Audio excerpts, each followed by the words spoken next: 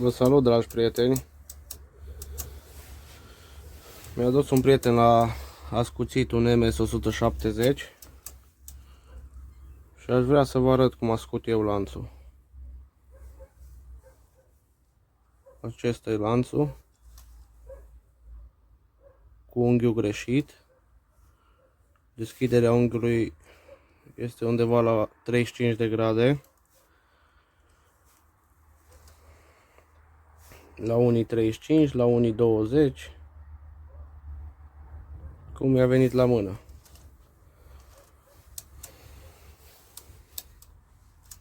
Lanțul trebuie să fie tensionat, să nu fac așa în lamă să joace.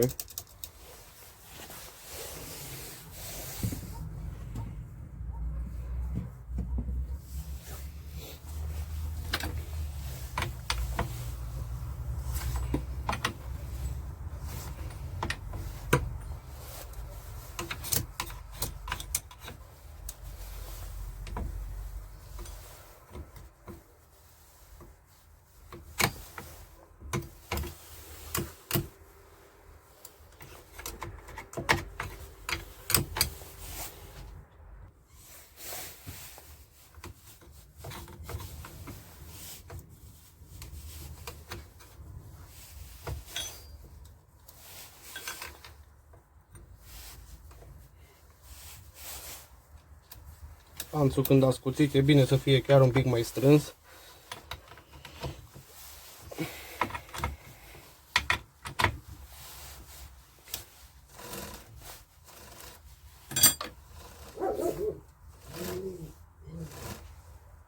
Să pun puțin pe pauză să-mi pregătesc pilele și tot ce-mi trebuie și revin.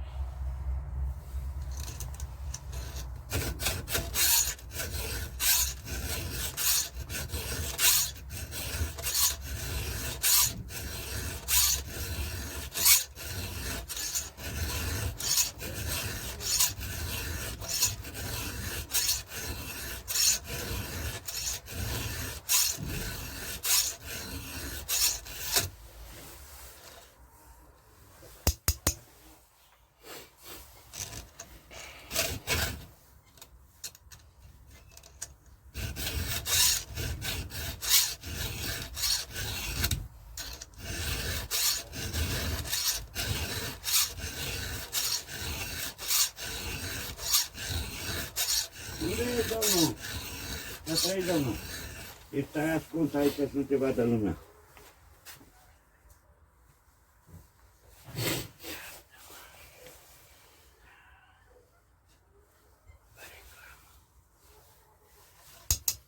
Pentru că îmi vorbiți cu... Imediat.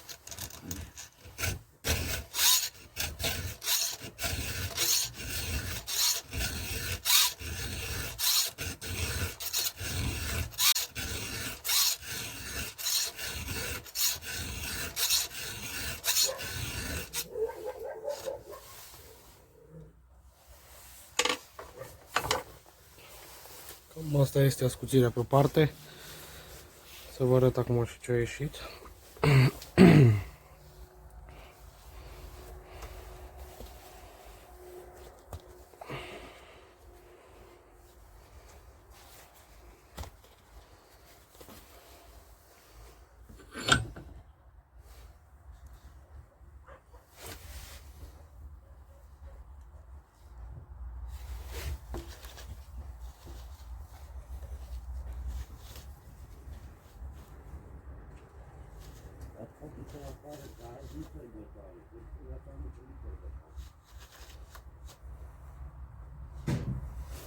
La lanțurile de altă, un lucru foarte important este acest vârf.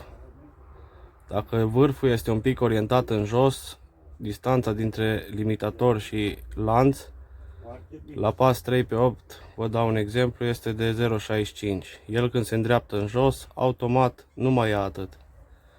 Și atunci, el trebuie să fie drept, ca să așcheze în lemn cât îi distanța, adâncimea la limitator.